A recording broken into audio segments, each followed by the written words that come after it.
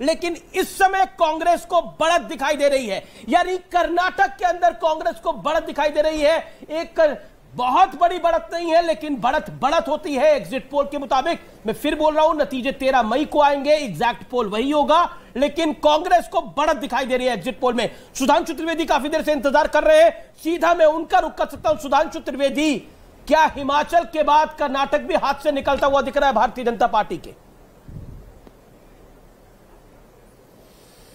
देखिए, जो अभी आपके एग्जिट पोल दिखा रहे हैं, ये यद्यपि हमारी आशाओं के अनुरूप नहीं है, परंतु एक बात बहुत आप स्पष्ट रूप से देखिए कि जब 2-3 महीने पहले विषय शुरू हुआ था, चुनाव से 2-3 महीने पहले, तो इस प्रकार के ओपिनियन सर्वे आ रहे थे जैसे कांग्रेस बहुत क्लियर कट लैंडस्लाइड विक्ट्री की तरफ बढ़ रही है। उसके बाद उत्तरोत्तर जो चुनाव आगे बढ़ा, तो पार्टी की सक्रियता, पार्टी की गतिविधि, प्रधानमंत्री जी का दौरा, केंद्रीय नेताओं के दौरे, उनकी लोकप्रियता, अब आप दिखा रहे हैं कि बहुत नजदीकी मामला है। मैं यह भी अनुरोध करूंगा आपके जो स्टैटिस्टिकल एक्सपर्ट्स हैं उनसे कि यदि वह प्रतिशत मत का भी बता दें, क्योंकि स्टैंडर्ड मार्जिन ऑफ एरर 3% होता है, उसमें यदि वो 1.5% जाता है दोनों तरफ, तब तो फिर बात वही रहती है। पर यदि किसी एक की तरफ 2%, 1% जाता है, तो उसका क्या प्रोजेक्शन होता है? क्योंकि पिछली बार भी यदि आपको याद हो तो हमें 36% वोट मिले थे और हमारी सीटें आई थी अधिक, और कांग्रेस को 38% वोट मिले थे, उनकी सीटें आई थी कम।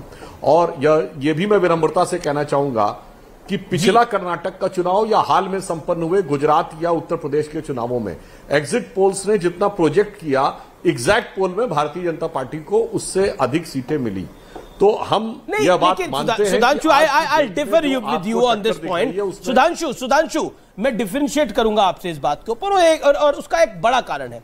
एक ट्रेंड बता देता है एग्जिट पोल। ट्रेंड के अंदर अधिकतर मैंने बाकी चैनल्स के भी एग्जिट पोल्स को प्ले किया। It is not only target महापोल, I played all the channels also जो कि जिनका एग्जिट पोल अवेलेबल है।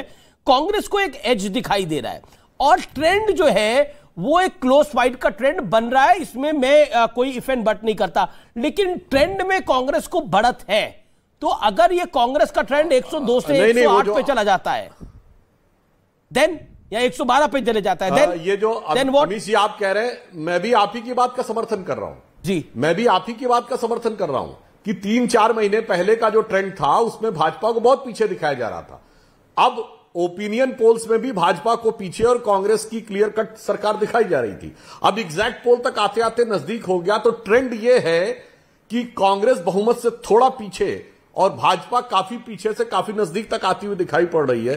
तो मैं ये आशा करता हूं कि यह ट्रेंड उसी दिशा में आगे जाकर जब एग्जैक्ट पोल में परिवर्तित होगा, तो हम कांग्रेस से आगे जाके स्पष्ट बहुमत की दहलीज को पार कर चुके होंगे।